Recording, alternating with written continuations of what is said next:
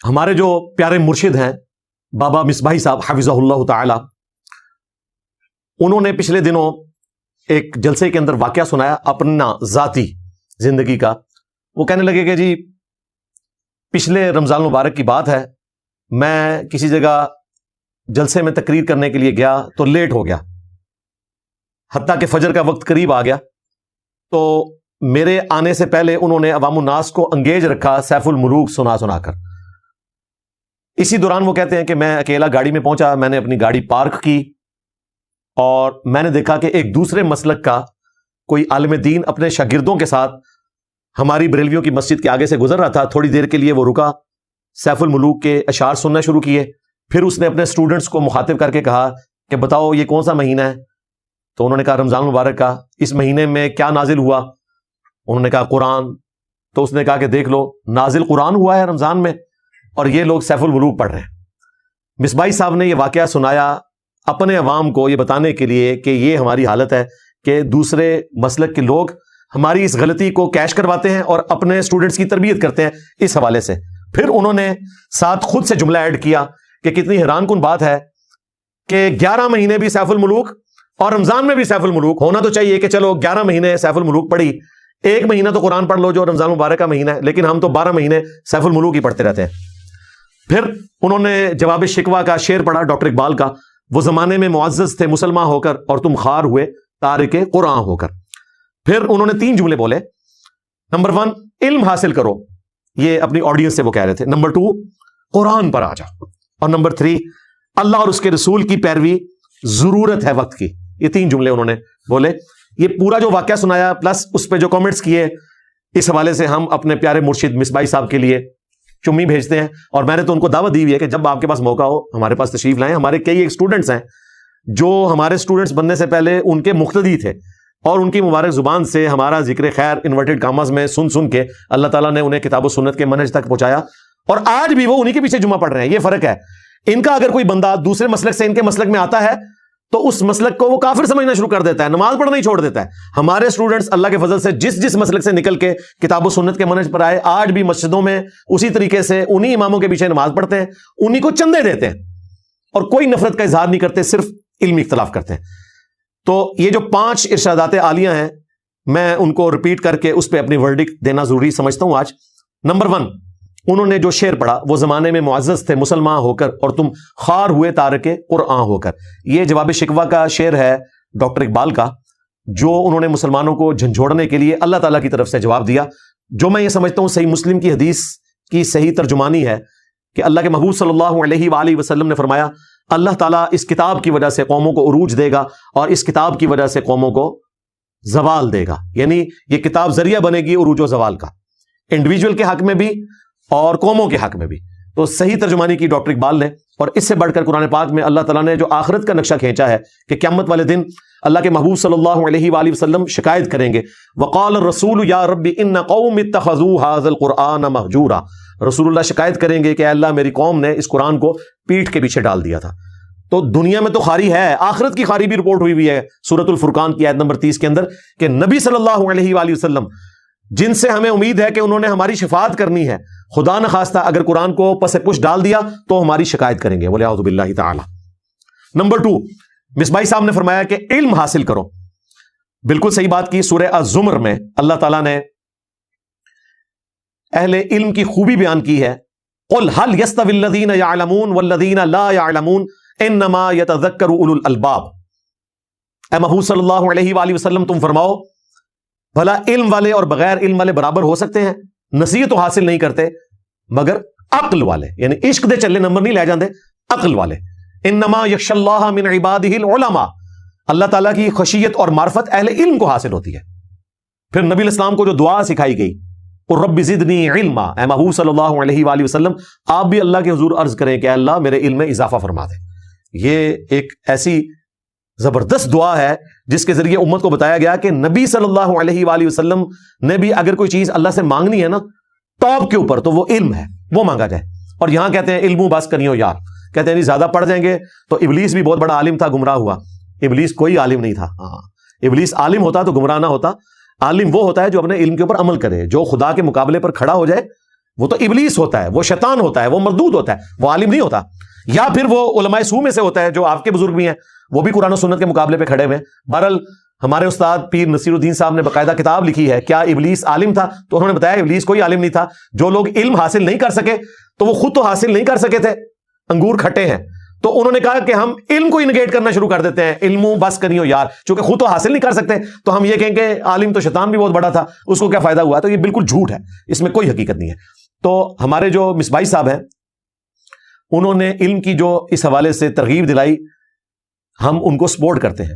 ہمارے محبوب صلی اللہ علیہ وآلہ وسلم کے حوالے سے اللہ تعالیٰ نے پوری امت کو یہ تعلیم دی کہ آپ صلی اللہ علیہ وآلہ وسلم جب ان کو دعوت حق پیش کریں اپنے مخاطبین کو اور یہ آپ سے بحث کریں تو آپ نے اس کو کس طریقے سے آگے لے کے چلنا ہے.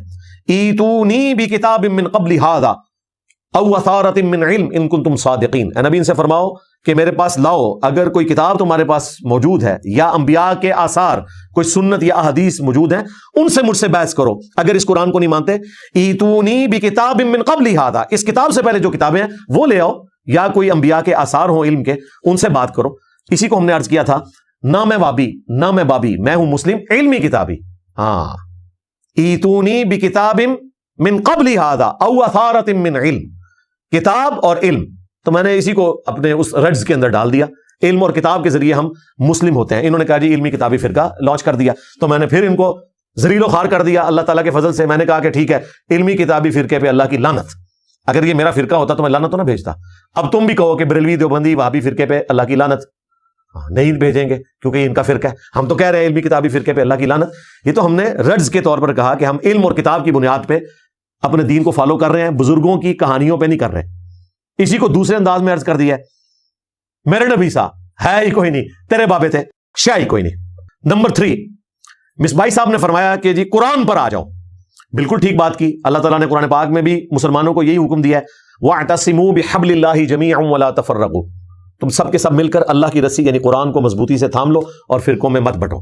اور یہ جو قرآن کو اللہ کی رسی کہا گیا یہ صحیح مسلم کی حدیث میں ہے. ویسے تو یہ کہتے ہیں کہ جی قرآن میں جو آیا کہ اللہ کی رسی مضبوطی سے پکڑ لو، تو یہ رسی سے مراد یہ ہے کہ رسی میں کئی ایک ریشے ہوتے ہیں، ایک بابوں کا ریشہ ہوتا ہے، ایک انبیاء کا ہوتا ہے، ایک اہل بیت کا.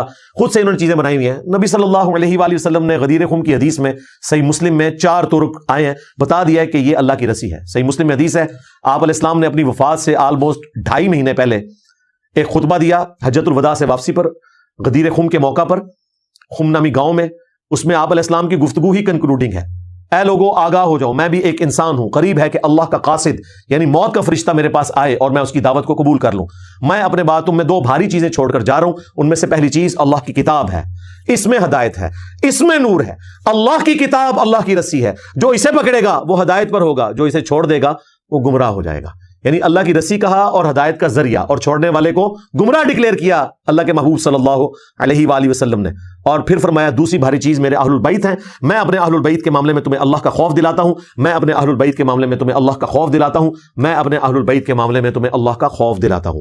تو اللہ کے فضل سے ہمارا پلیٹ فارم غدیر خم پہ ہے، قرآن کی توحید پہ 0 ٹالرنس ہے، اور اہل البیت علیہ السلام کے دشمنوں کے خلاف بھی ہماری 0 ٹالرنس ہے. یہ غدیر خم کا پلیٹ فارم ہے اللہ کے فضل سے.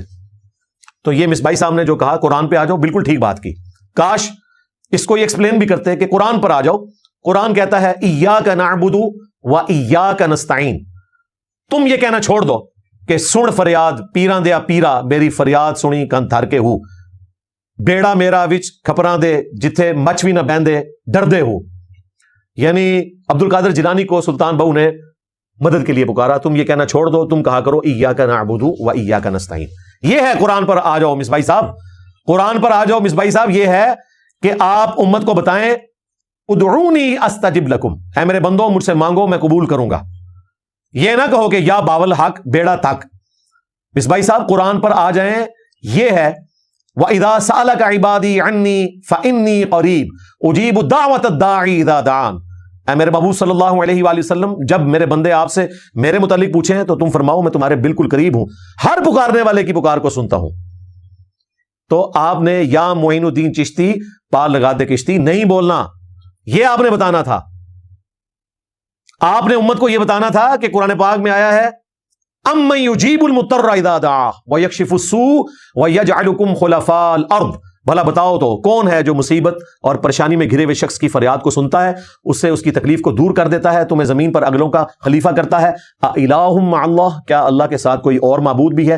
قلیلاً ما تذکرون، بہت ہی کم تم نصیحت حاصل کرتے ہو۔ لہذا اب تم نے بری بری سرکار بری کھوٹی قسمت کر دے ہری نہیں کہنا، یا بھاول حق بیڑا تک نہیں کہنا، بلکہ اللہ کو پکارنا ہے۔ اور دیکھیں اس آیت میں ان کی ڈیمانڈ بھی پوری ہو جاتی ہے، جو یہ کہتے ہیں کہ قرآن میں آیا نا کہ ہم اے اللہ تیری ہی عبادت کریں، تجھی سے مدد چاہیں، تو منع تو کہیں نہیں ہے، تو منع بھی ہوا ہے۔ یہاں پہ آیا ہے بھلا بتاؤ تو کون ہے جو مصیبت اور پریشانی میں گھرے ہوئے شخص کی فریاد کو سنتا ہے، اس سے اس کی تکلیف کو دور کرتا ہے، تمہیں زمین پر اگلوں کا خلیفہ کرتا ہے۔ اِلٰہٌ مع اللہ، کیا اللہ کے ساتھ کوئی اور معبود بھی ہے؟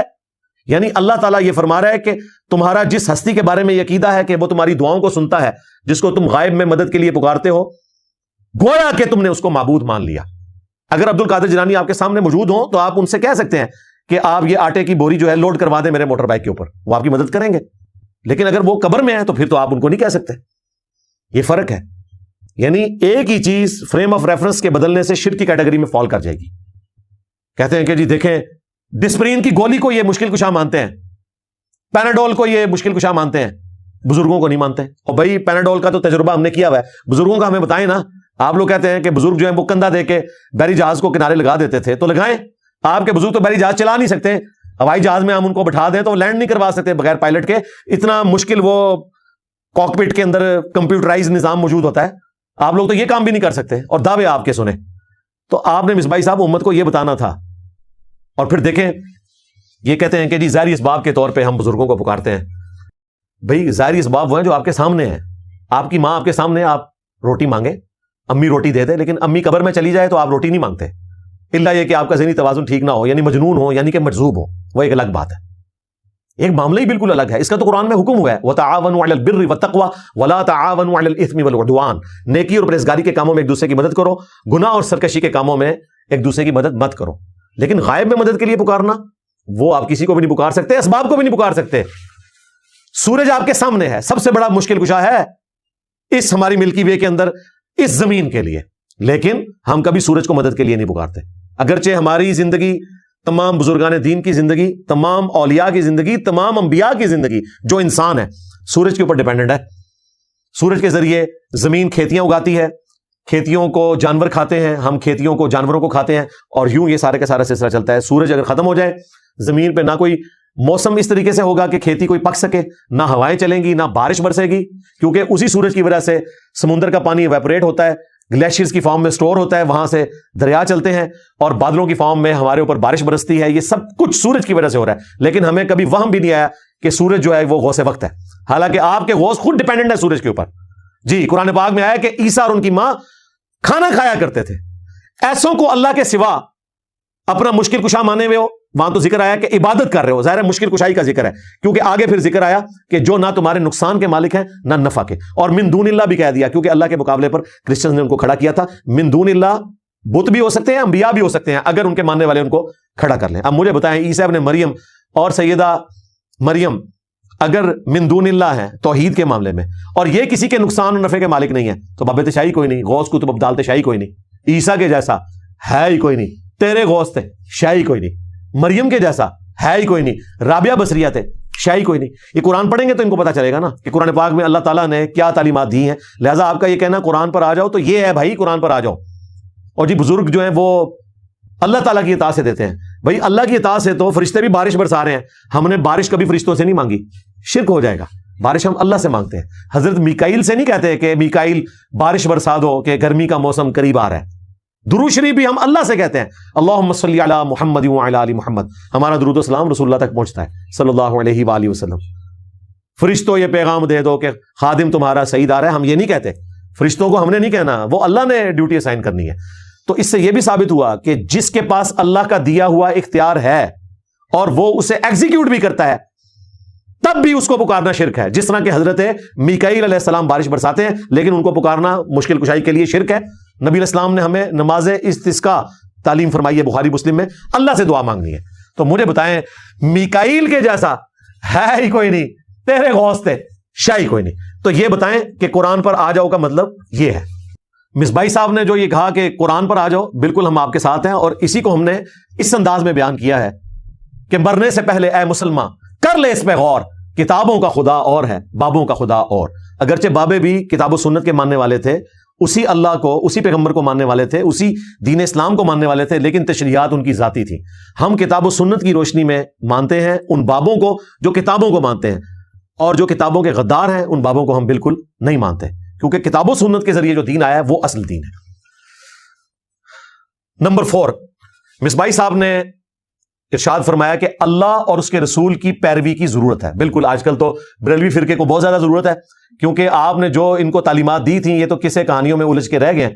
کتاب و سنت پہ چلنے کی ان کو ضرورت ہے، ہم آپ کے ساتھ ہیں، اور قرآن پاک میں اللہ تعالیٰ نے اسی چیز کا حکم دیا ہے، یا ایھا الذین آمنوا اطیعوا اللہ واطیعوا الرسول واولی الامر منکم، اے اہل ایمان اطاعت کرو اللہ کی اور اطاعت کرو اس کے رسول کی اور اپنے حکمران کی بھی۔ اس کے ساتھ اطاعت کا لفظ نہیں آیا کیونکہ وہ ریلیٹو تھا، ایبسولوٹ نہیں تھا، لیکن ساتھ ہی فرمایا فَإِن تَنَازَعْتُمْ فِي شَيْءٍ فَرُدُّوهُ إِلَى اللَّهِ وَالرَّسُولِ، اگر تمہارا جھگڑا ہو جائے حکمران سے کسی معاملے میں تو معاملے کو پلٹاؤ اللہ اور اس کے رسول کی طرف، اگر تم اللہ اور یوم آخرت پر ایمان رکھتے ہو تو تمہارا ایٹیچیوڈ یہ ہوگا کہ تم اپنے معاملے کو کتاب و سنت کی طرف پلٹاؤ گے، یعنی کہ اللہ اور اس کے رسول کی طرف عز وجل صلی اللہ علیہ وآلہ وسلم۔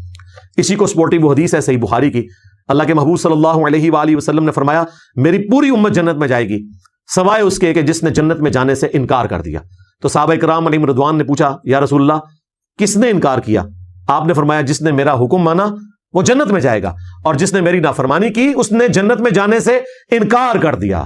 کتنی حیران کن بات ہے، یہاں کہتے ہیں جی ایک دفعہ بھی کلمہ پڑھ لیا تو جنت پکی ہے، اور نبی علیہ السلام فرما رہے ہیں کہ جس نے میری نافرمانی کی اس نے جنت میں جانے سے خود ہی انکار کر دیا۔ کتنی حیران کن بات ہے، یعنی صحابہ کرام تو حیران ہوئے اس بات پہ کہ جس نے انکار کیا وہ جنت میں نہیں جائے گا، تو ان کا کون انکار کر سکتا ہے یا رسول اللہ؟ تو آپ نے فرمایا جس نے میری اطاعت کی وہ جنت میں جائے گا، اور جس نے نافرمانی کی اس نے گویا کہ جنت میں جانے سے انکار کر دیا۔ اسی کو ہم نے رجز کی فارم میں عرض کیا ہے کہ میرے نبی سا ہے ہی کوئی نہیں، تیرے بابے تے شاہ ہی کوئی نہیں۔ نمبر 5، وہ سیف الملوک کا جو انہوں نے ذکر کیا اور اس کا کمپیریزن قرآن سے کروایا کہ ہمارے عوام الناس 11 مہینے تک سیف الملوک پڑھتے ہیں، اور رمضان شریف جس میں قرآن نازل ہوا، شہر رمضان الذی انزل فیہ القرآن، اس میں بھی سیف الملوک ہی پڑھتے رہتے ہیں، یعنی 12 مہینے۔ اور وہ دوسرے مسلک کے ایک عالم دین کا حوالہ دے رہے تھے کہ اس کے ذریعے متنفر کروایا جاتا ہے ہمارے فرقے سے۔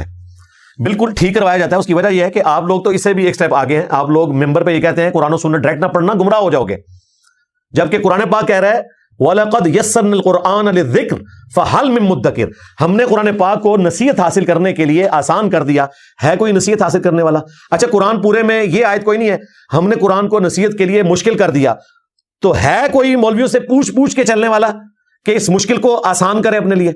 اور دوسری بات، ہم علماء سے پوچھ کے چل رہے ہوتے ہیں۔ مجھے بتائیں، جب ہم بریلویوں سے کہتے ہیں تم عام مذہب بریلوی صاحب کا ترجمہ پڑھ لو، تو ہم یہی کہہ رہے ہیں کہ آپ علماء سے پوچھ کے چلیں۔ وہ ترجمہ انہوں نے کمائی کے لیے نہیں کیا تھا، ہمارے لیے کیا تھا۔ جب انہوں نے ترجمہ ہماری نیٹو لینگویج میں کر دیا تو گویا ہم اسی طریقے سے اس کو سمجھ سکتے ہیں جس طرح کے صحابہ اکرام علیہم رضوان اپنی نیٹو زبان عربی میں قرآن پاک نازل ہونے کی وجہ سے پہلی دفعہ ہی سن کے امپریس ہو کر اسلام قبول کر لیتے تھے، حالانکہ لکھے پڑھے نہیں تھے وہ۔ تو آج اگر اردو جاننے والا احمد بریلوی صاحب کا ترجمہ پڑھ لے تو اسے ہدایت نہیں ملے گی، کوئی دیوبندی اپنے تھانوی صاحب کا ترجمہ پڑھ لے اسے ہدایت نہیں ملے گی، کوئی اہل حدیث اپنے جونا گڑی صاحب کا ترجمہ پڑھ لے اسے ہدایت نہیں ملے گی، کوئی شیعہ سید فرمان علی شاہ جو ان کے اپنے عالم ہیں ان کا ترجمہ پڑھے اسے ہدایت نہیں ملے گی، اور کافروں کو مل رہی ہے۔ 11 ستمبر 2001 کے بعد ہزاروں لوگ مسلمان ہو چکے ہیں قرآن پاک کا ترجمہ انگریزی میں پڑھ کے، کیونکہ اسلام کو ملائن کیا گیا، انہوں نے اسٹڈی کرنا شروع کیا، کسی مولوی کے پاس نہیں گئے، اللہ تعالیٰ نے ان کو ہدایت دے دی۔ اور کتنی حیران کن بات ہے، فخریہ بتاتے ہیں کہ اتنے کافر مسلمان ہوئے ترجمہ پڑھ کے، اور اپنے ممبر سے کہتے ہیں قرآن و حدیث ڈائریکٹ نہیں پڑھنا، بالکل کسی مترجم کا نہیں پڑھنا۔ وہ مفتی عبد الواحد قریشی صاحب کس طرح وہ اتنے بڑے صوفے پہ بیٹھ کے ایسے ایسے انگلیاں لا رہا ہے، مفتی اکمل صاحب کو بھی دیکھ لیں، او جی بہت مشکل ہے، قرآن تو صرف حفظ کرنے کے لیے آسان ہے، سمجھنا بہت مشکل ہے، جو آتا ہے وہ یہی بات کرتا ہے، اللہ سے ڈر سے۔ یہ وہ کتاب ہے جو ہدی للناس ہے، وہی رمضان کا جو ذکر ہوا جو مصباحی صاحب نے کیا، شہر رمضان الذی انزل فیہ القرآن ہدی للناس وبینات من الہدی والفرقان۔ ہاں یہ وہ کتاب ہے جو ہدایت ہے پوری انسانیت کے لیے، صرف بزرگ بابوں کے لیے نہیں۔ ہدی للمتقین کا مطلب بھی یہ تھا کہ جو ڈر جائے اللہ سے کہ مجھے مر کے اس کے پاس پیش ہونا ہے، خواہ وہ داڑھی